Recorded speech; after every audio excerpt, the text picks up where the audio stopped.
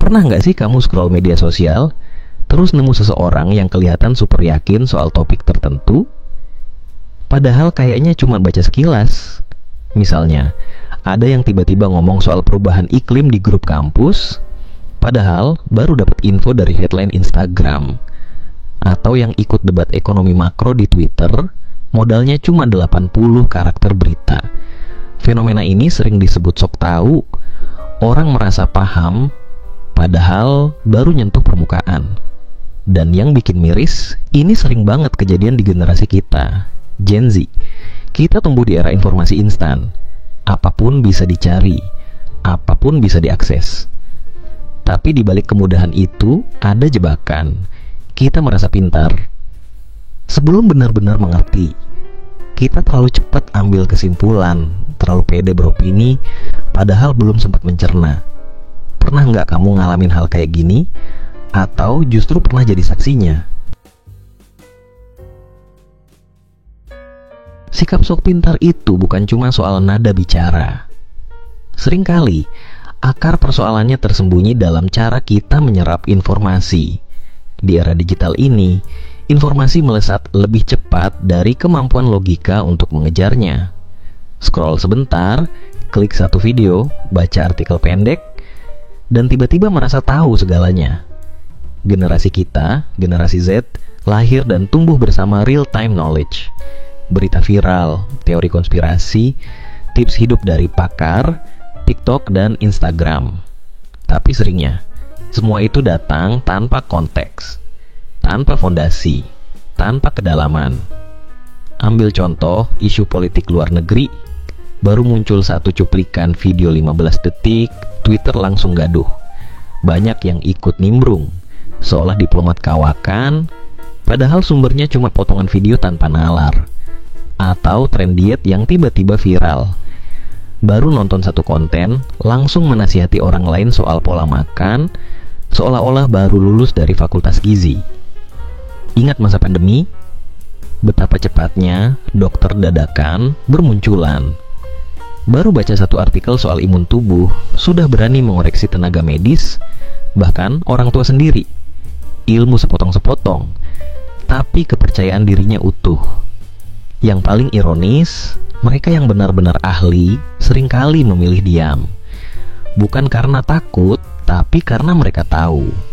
Semakin dalam ilmu, semakin sadar kita akan rumitnya dunia. Sementara yang baru menyentuh permukaan justru yang paling keras bersuara. Fenomena ini ada namanya, Dunning-Kruger Effect. Bias kognitif di mana sedikit pengetahuan justru melahirkan rasa percaya diri yang berlebihan. Ini bukan soal merendahkan siapapun, tapi ajakan untuk merenung bahwa semakin banyak kita belajar, semakin kita sadar betapa banyak hal yang belum kita pahami. Coba perhatikan grafik Dunning-Kruger Effect ini. Visual sederhana yang menjelaskan kenapa banyak pemula sering terjebak rasa percaya diri yang melambung tinggi. Fase-fasenya bisa dijelaskan seperti ini. Mount Stupid. Ini titik awal yang penuh euforia. Baru belajar sedikit, tapi sudah merasa serba bisa. Contohnya, habis nonton satu video teknik gitar, langsung semangat bilang, "Aku bisa jadi rockstar dalam seminggu." Padahal, baru tahu satu kunci dasar.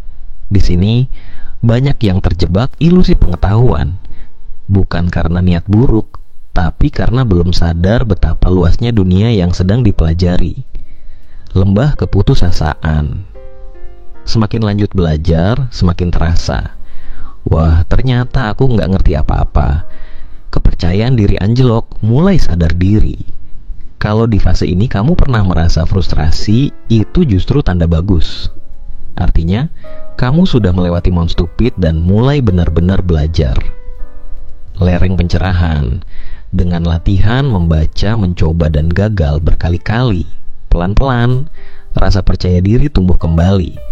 Tapi kali ini, fondasinya lebih kuat. Bukan sekadar semangat, tapi juga pemahaman. Di titik ini, biasanya kita mulai lebih bijak. Pernah sok tahu, sekarang lebih hati-hati. Pernah bicara tanpa dasar, sekarang lebih banyak mendengar. Pernah debat keras, sekarang lebih fokus memahami. Siklus ini menggambarkan sesuatu yang sangat manusiawi. Semakin kita tahu, semakin kita sadar betapa banyak yang belum kita tahu. Itulah makna sejati dari efek Dunning-Kruger. Bukan untuk mengejek mereka yang masih di Mount Stupid, tapi untuk mengingatkan kita semua. Kita semua pernah sekolah di sana. Dan grafik itu, dari Mount Stupid sampai Plateau of Sustainability, bukan sekadar kurva, tapi cermin perjalanan belajar. Wajar kalau kita pernah merasa terlalu yakin di awal. Yang penting, jangan berhenti di sana. Beberapa sifat khas Gen Z di era digital ternyata ikut menyuburkan fenomena sok pintar. Mari kita bahas satu persatu. 1. FOMO, Fear of Missing Out. Gen Z tumbuh di tengah pusaran media sosial tanpa henti. Setiap hari, kita disuguhi update dari orang lain tentang opini, tren, atau kontroversi terbaru. Alih-alih tenang, kita jadi gelisah kalau tak ikut bicara. FOMO membuat kita merasa wajib selalu update dan punya opini, bahkan soal hal yang belum benar-benar dipahami. Akhirnya muncullah komentar, "Gue juga tahu nih," sekadar agar tak dicap kuper atau kudet. 2. FOPO, Fear of Other People's Opinions. Mirip FOMO, tapi lebih soal tekanan dari penilaian sosial. Takut dianggap salah, kolot, atau nggak nyambung. Bikin kita tampil sok yakin di media sosial. Misalnya, dalam diskusi soal politik atau lifestyle, ada yang buru-buru menyesuaikan pendapat biar terlihat relevan. FOPO ini membuat kita tampil defensif, pura-pura menguasai topik demi menjaga citra di hadapan orang lain. 3. Perfeksionisme. Meski terkesan percaya diri, banyak Gen Z sebenarnya menyimpan ketakutan untuk terlihat kurang. Survei Gallup menunjukkan 1 dari 3 Gen Z bergumul dengan perfeksionisme. Tuntutan untuk selalu tampil sempurna, dari nilai akademis, gaya berpakaian, sampai estetika feed Instagram, membuat kita enggan mengakui ketidaktahuan. Jadi, daripada jujur dan terlihat gaptek, lebih mudah berpura-pura tahu. 4.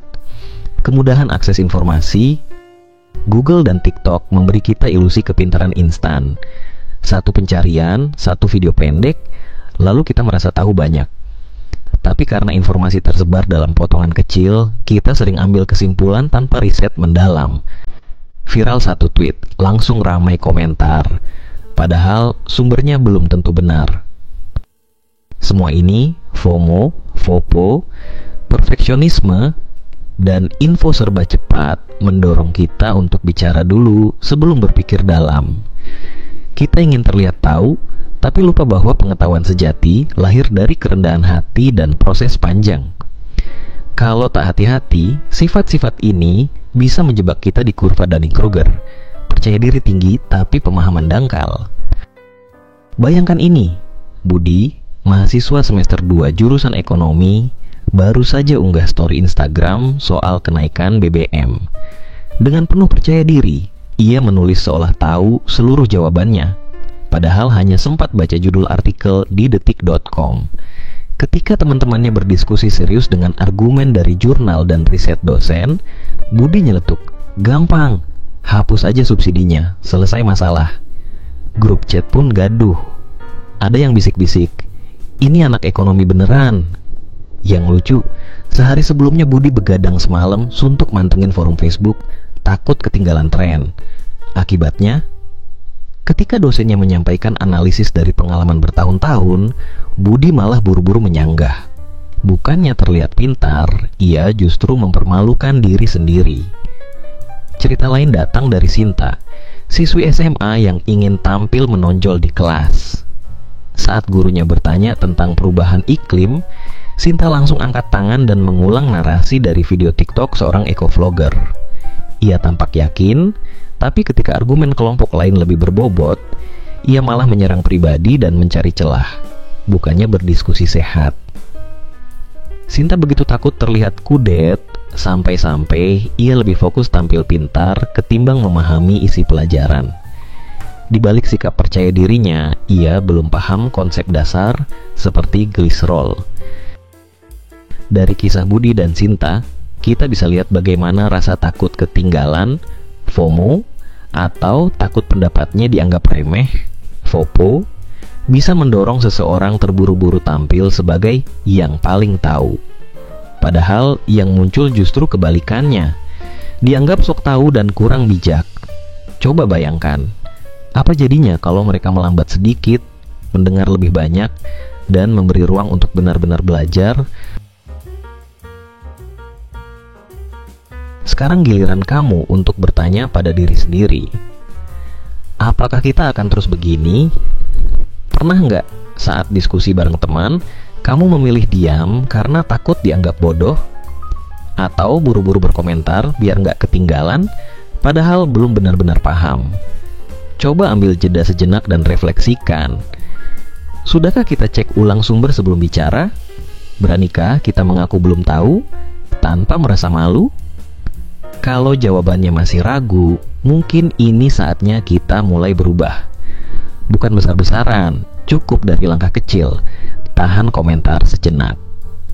Saat ada topik yang ramai dibahas, tanyakan pada diri sendiri, apa gue benar-benar ngerti atau cuma FOMO aja? Cek fakta sebelum repost. Jangan cuma ikut tren. Selidiki dulu, baca sampai tuntas, dan pastikan sumbernya terpercaya. Terima kritik dengan terbuka. Saat teman, guru, atau siapapun kasih masukan, dengarkan. Bukan langsung membela diri. Belajar itu bukan soal ego, tapi soal bertumbuh. Ubah pola pikir. Mengakui bahwa kita belum tahu bukan tanda kelemahan. Justru itu pintu masuk menuju pemahaman yang lebih dalam. Karena pada akhirnya, jadi pintar itu bukan soal tampil tahu segalanya, tapi soal tahu kapan harus belajar, kapan harus mendengar, dan kapan harus diam. Waktu kamu berani jujur pada batas dirimu sendiri, orang lain akan lebih menghargai. Jadilah Gen Z yang bukan cuman kelihatan pinter, tapi sungguh-sungguh tumbuh jadi bijak. Fenomena sok pintar di era informasi bukan karena kita generasi malas, tapi karena kita tumbuh di tengah budaya digital yang serba cepat dan penuh tekanan. Efek Dunning-Kruger hanyalah cerminan dari betapa mudahnya rasa percaya diri melesat saat kita baru tahu sedikit tentang sesuatu yang besar dan kompleks. Lalu FOMO, FOPO, dan tuntutan perfeksionisme membuat kita makin mudah terseret arus. Tapi ingat, kita masih punya pilihan. Kita bisa terus merasa paling tahu, atau mulai menyuntikkan kerendahan hati dalam cara kita berpikir. Jadikan momen ini sebagai titik balik untuk lebih teliti, lebih jujur, dan lebih mau mendengar. Mulailah dari hal kecil, tanya saat tak paham, cari tahu sebelum percaya, dengarkan sebelum menanggapi, dan yang terpenting, jangan buru-buru merasa paling tahu. Mari ajak diri kita dan teman-teman kita untuk tumbuh. Bukan jadi Gen Z yang sekadar terlihat pintar, tapi generasi yang benar-benar ingin memahami.